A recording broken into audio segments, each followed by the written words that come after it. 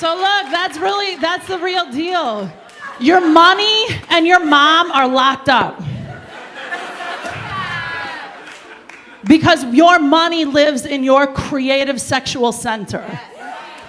So if you feel, and by the way, I said this last week, don't think because you have money you're not trapped.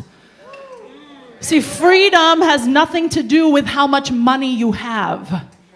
It has to do with your relationship with your money. So are you tight? Are you congested? Are you clogged? Or are you flowing? Are you free? You might look at your sexual energy at the same time. Is it clogged? Is it tight? Is it gripping? Is it locked up? Relax. You know, I have had 4 kids. Maybe you're familiar with this thing called Kegel exercises. That's what they tell people who've had children. After you have a child, do your Kegel exercises. It's a contraction and a release. A contraction, by the way, male-bodied people can do Kegels also. Contraction, release, contraction, release, contraction, release. If you've forgotten to release, now would be the time. All right? So last week we talked about this idea of circulation. Be willing to give up the good to receive the greater good. And I've really been sitting with this. What am I holding on to? Or what am I participating in any kind of scarcity mindset? I want you to begin to look at the things that you say yes to in your life because you think it might be the last opportunity or the best opportunity. Or if you turn this down, what could you be missing? It's so funny, this woman, Marie Kondo. You know her? I mean, if you don't know her, I don't know where you're living, because everybody I know is talking about Marie Kondoing their life. It is so funny to watch a culture go from the accumulation of so much stuff as a way of feeling good to now getting rid of so much stuff as a way of feeling good. There's a beautiful practice in that, though, to actually begin to develop some discernment around, why do I have what I have? Why do I do what I do? Why do I say yes to what I say yes to? So I want to introduce you to something that we've talked about a little bit here, and it's called the whole body yes. It's really about tuning in to the center of your being, to your creative center, and listening from a place of curiosity and openness, and paying attention to your physiology, to your biology, and noticing when your energy goes up, when it goes down, and when it stays the same. How many times do you override your yes or your no? See, I think it's really appropriate, given that it is Mother's Day, to talk about the world of obligation. Because I think mothers have a very strong muscle in obligation. And I don't think it actually serves us. So there's this idea of a vicious cycle that I learned from one of my mentors, Jim Dethmer. Obligation leads to resentment, which then leads to entitlement. So when I move on the planet out of obligation, I have to. Then I start to feel resentful towards the thing that I have to for. And then when I start to feel resentful, I get to do whatever the flip I want, when I want, because I'm pissed. It can happen in real subtle ways. One of my favorite models of this is, my boss gave me a job, a particular project. I did not want this project. I'm salty about this project. This project should have been given to fill in the blank, but for some reason they gave it to me. And I have to do it because they're my boss. I'm pissed about that. I hate that I have to be here late tonight. I hate that I have to sit here when I could be at home watching my favorite show. You know what? I'm going to take that box of paper clips. I don't want to stop at Walgreens. That's how it shows up. Obligation leads to resentment, leads to entitlement. So the question is, where are you operating out of obligation? You know, we've talked about this before. In my experience as a mother, I do lots of things that on some level I don't want to do. But I've really come to realize that there's discernment between when I'm obligated and when I have a higher commitment, right? So when I change a child's diaper, I'm not enthusiastic necessarily about changing that diaper, but I have a commitment to their well-being. So I just, I want to create some discernment there. My experience is that when I have oriented my life around have to or should, I create lots of blocks. I'm not actually very open or receptive. And so oftentimes I will say yes to things. I'm notorious for overscheduling myself. Fill it up, fill it up, fill it up, fill it up.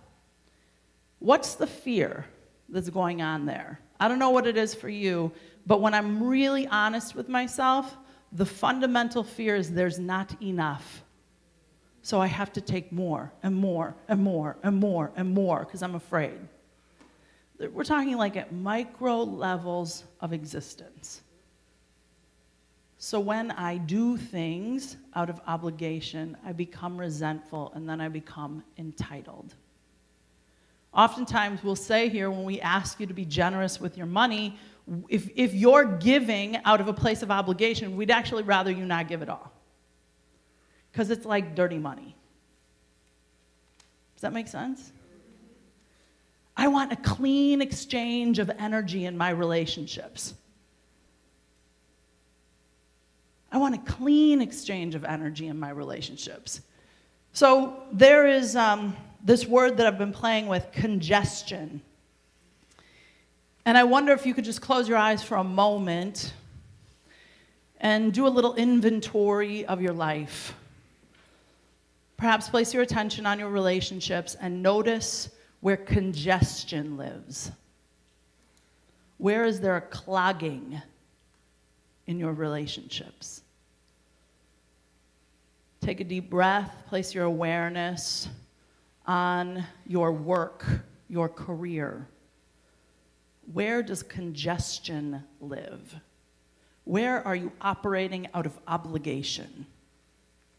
What are you doing in your career or in your work life that you notice your energy goes down when you think of it?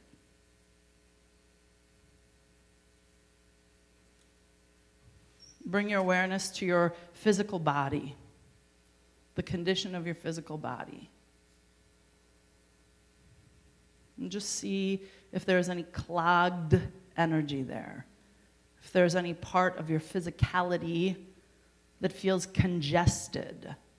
The energy is not flowing freely.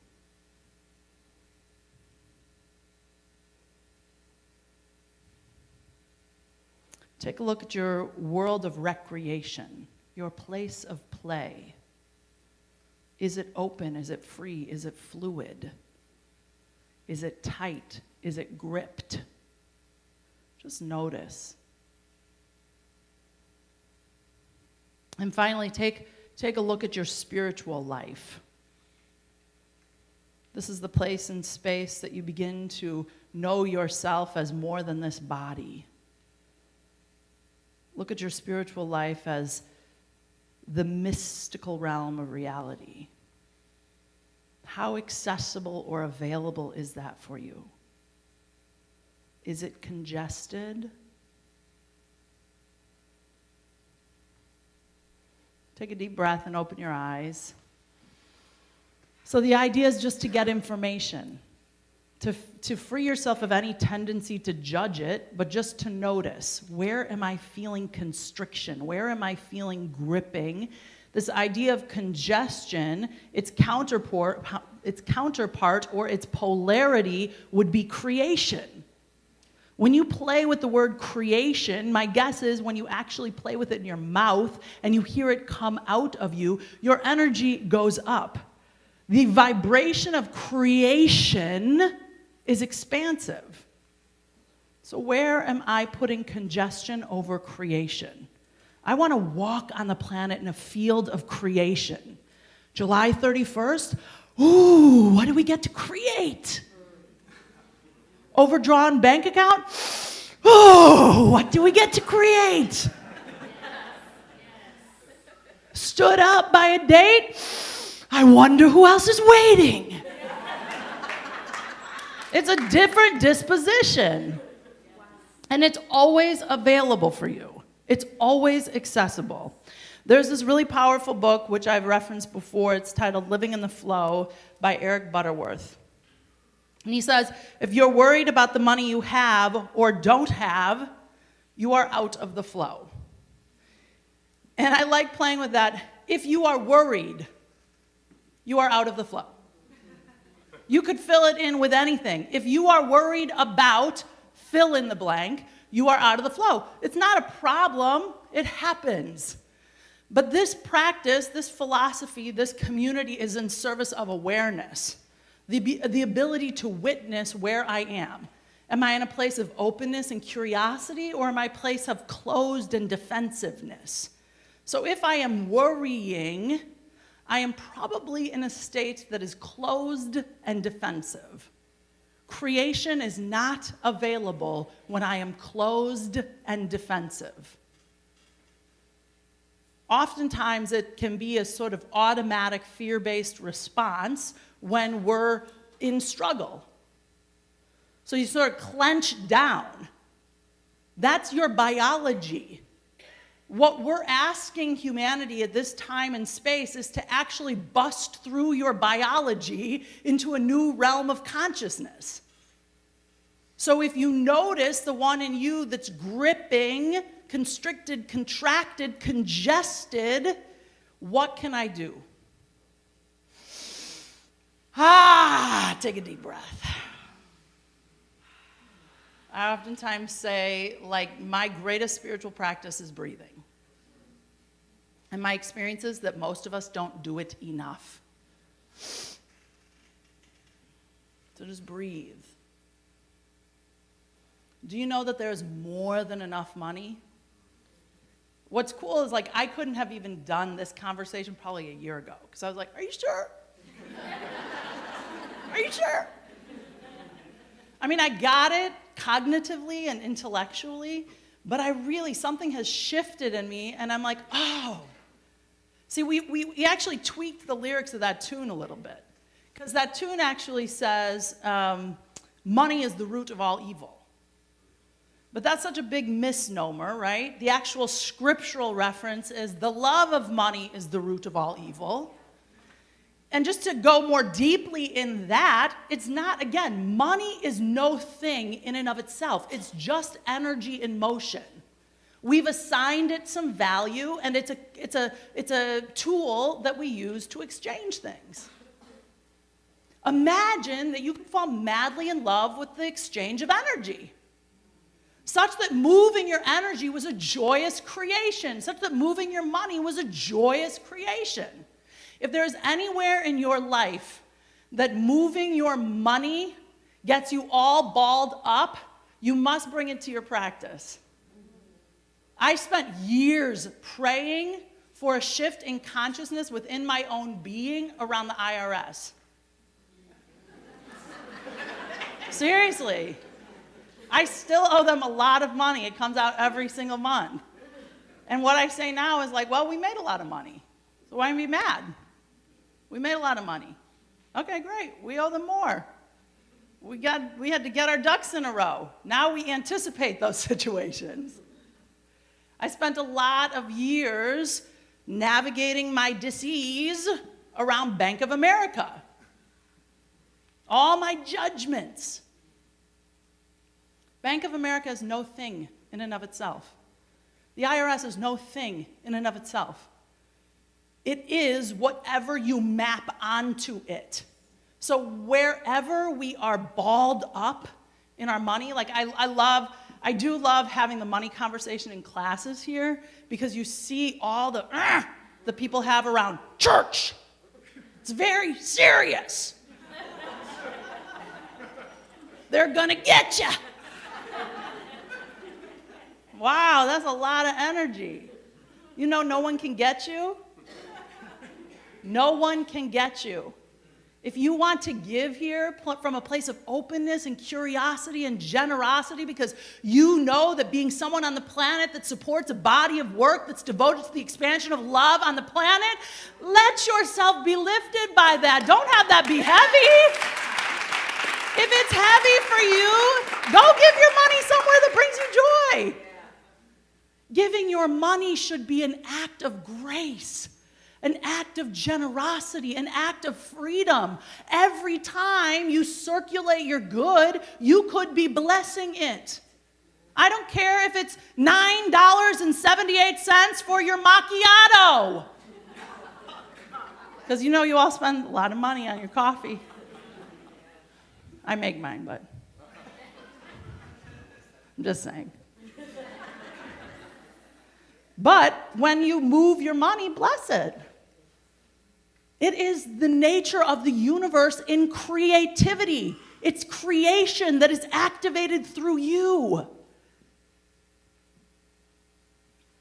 If you are worried about your money, you're out of the flow, whether you have it or not. Just by a show of hands, for those that are willing to be honest, who gets a little balled up about money just every once in a while? Just every once in a while. Yeah. So it is a valuable conversation. And for those of you, as I said last week, who don't get balled up about money, or at least weren't willing to admit you get balled up about money, you are holding space for the vast majority of human beings in this room and online who do get balled up about money. So you can be here like a bodhisattva and hold the space for a shift in consciousness, because this is a collective agreement. See, your mother energy, your family agreements are influencing your money narrative. Whatever the agreements were in your family, like really tune in to whoever served as your parental field.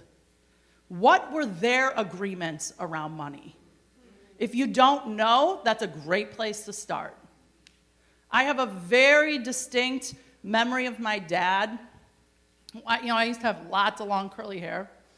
And this was when, do you remember Aussie shampoo and conditioner? It was like very fancy back in the day. I remember it was like, I don't know if it actually was from Australia, but it was like that was the story, it was from Australia, or at least that's what I thought. And I remember him coming out of the shower one day and was like, "Where's the conditioner?" I was like, "Well, I use the conditioner." "Well, I mean, how much conditioner do you need?" I was like, "Well, you balding man and I are very different, so I need a lot." But there was something, when I've done money meditations, that memory comes back. Because I was little, I think I was maybe like 9, and I could feel the tension that lived in him around enoughness. And I absorbed it. So there's some kind of money narrative that predates your existence that's living in your collective field of awareness. And my experience is that if you are not in active practice of dismantling it, it's running you. And if you want greater freedom in your money, that's a great place to start.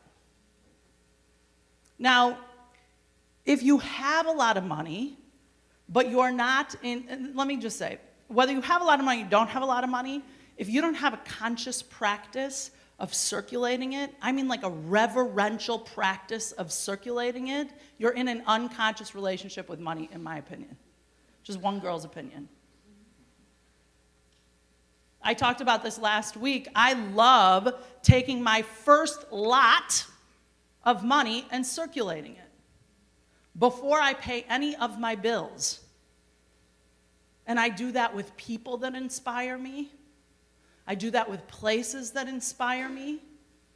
I do that with bodies of work that inspire me, because it causes me to pause and go, what am I saying really matters? I spent most of my life being pulled by external circumstances, being pulled by my bills. I'd venture to say that you are in this plane of existence for a higher idea than to have a job you hate and to pay bills you resent.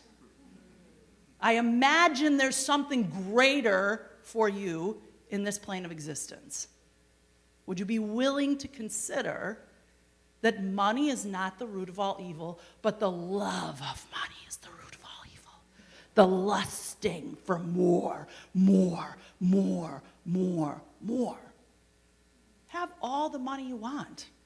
Why not? Be wildly successful. Why not? And how can I be in conscious relationship with it? How can I make a difference with the lot of energy that comes through me? So I want to talk about this concept via negativa. It is otherwise known as the way of the no. To find the will of God, the highest pursuit of monks and mystics, one had to say no to anything that could compete with the still small voice. So to be in a practice of no, such that when you say yes, it matters. If you're saying yes to everything unconsciously, which I have great capacity to do, there's something else that's not getting amplified with the kind of life force energy that it could be amplified with. So my practice right now is to say no. No, I'm not available for lunch.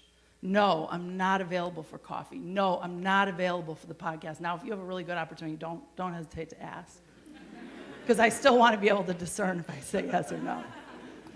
But do you understand what I'm saying?